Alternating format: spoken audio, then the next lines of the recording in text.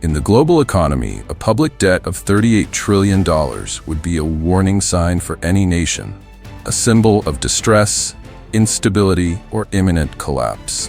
But for the United States, the same number functions as something very different. A form of soft power, a strategic instrument that keeps even the world's largest creditors cautious, restrained, and constantly alert. Today, we examine why the country with the biggest debt burden also holds one of the most powerful economic advantages on Earth. Why U.S. debt works like golden handcuffs. For anyone to understand this paradox, we must begin with a simple question. What is U.S. debt really?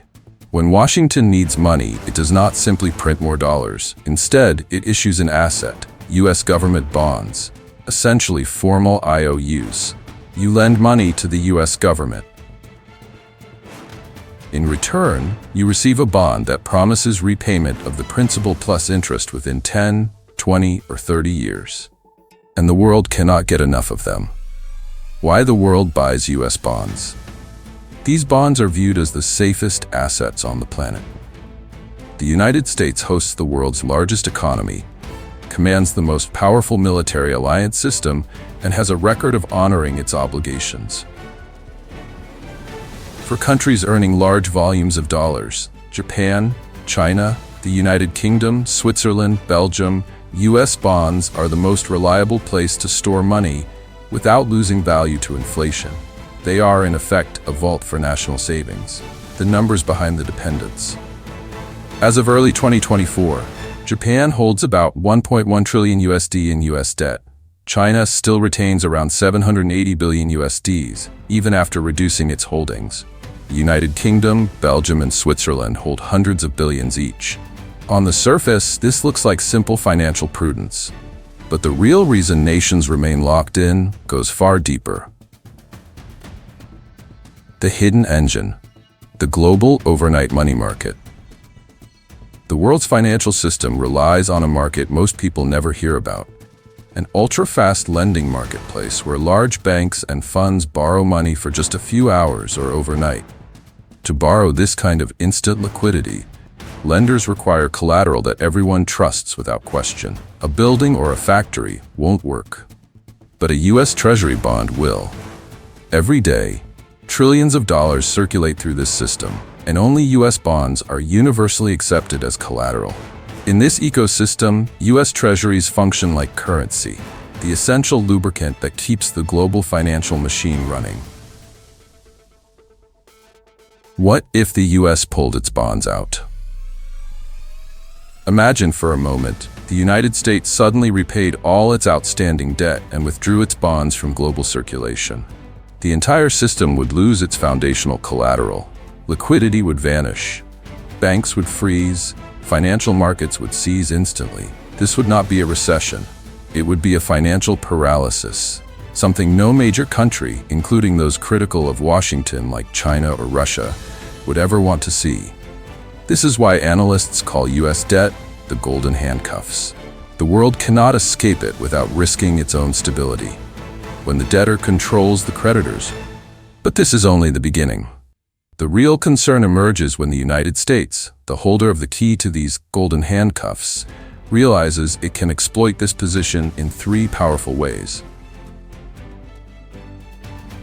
These are the three fears reshaping global strategy. The three global fears. The silent loss of value. The United States never intends to repay its $38 trillion debt in full. Its strategy is simpler. Pay interest. Keep the cycle running. When the U.S. needs money, it has the ability to expand liquidity through a mechanism known as quantitative easing, creating digital dollars to buy its own debt. This happened after the 2008 crisis, and again during 2020, when trillions were injected into markets. The result? The dollar gradually loses purchasing power. If you were a country like China that lent the U.S. $100 billion 10 years ago, enough then to buy around 100 Boeing aircraft, today that same 100 billion may buy only the equivalent of 70 aircraft due to inflation. You are repaid in full, but in weaker dollars. This is the first fear, a slow erosion of value. The weaponization of the dollar. For decades, The dollar was considered entirely neutral, purely a financial tool. That changed in February 2022, when the conflict in Ukraine erupted. The United States and its allies took an unprecedented step. They froze more than $300 billion of Russia's foreign reserves, much of it in dollars and euros. For capitals from Beijing to Riyadh, a new question emerged. If this can happen to Russia, could it happen to us? What if geopolitical tensions escalate? What if actions regarding Taiwan, the Middle East, or trade disputes trigger similar financial measures? From that moment, the dollar ceased being just an economic instrument. It became a strategic control mechanism. Trust, the single most important foundation of any safe asset, was shaken. The risks inside the U.S. itself. Ironically, the greatest threat to U.S. debt comes not from external rivals, but from Washington's own political system. The United States operates under a rule known as the debt ceiling, a limit on how much the government can borrow.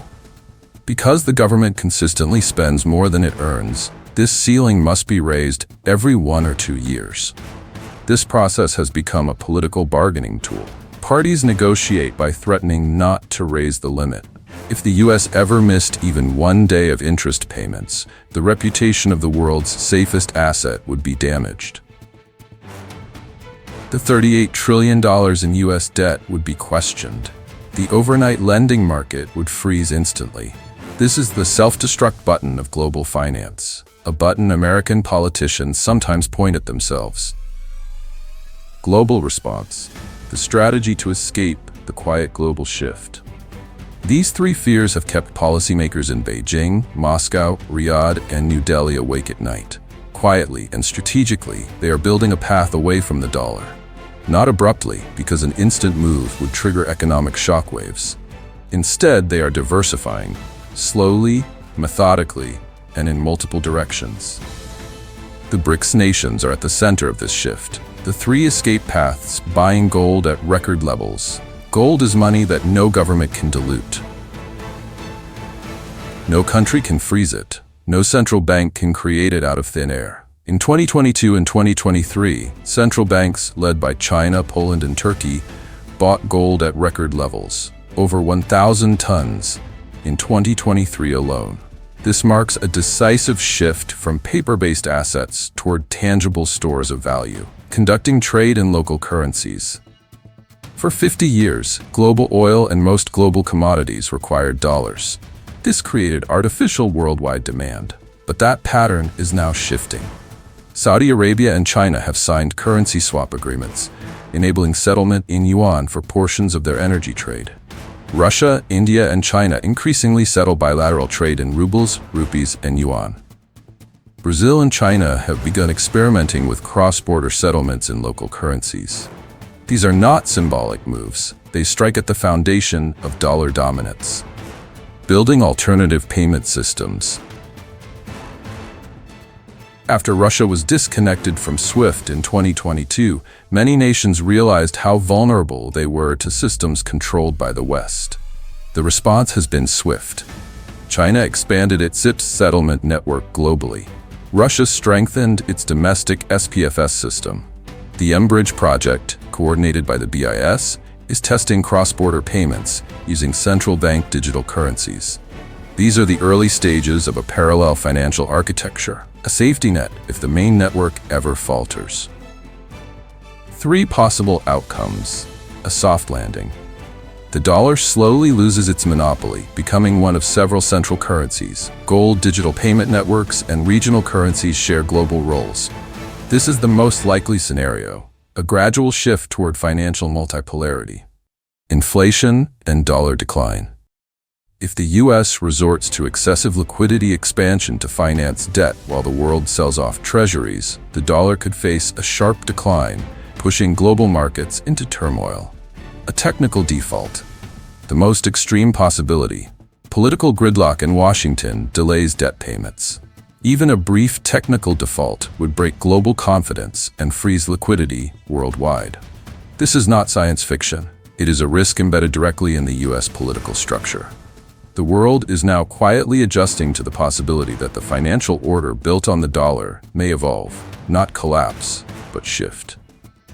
As trust changes, money follows. And the decisions being made today could become the foundations of a new global financial architecture. What do you think lies ahead? Is the world entering a new monetary era? Share your thoughts below. Your perspective matters.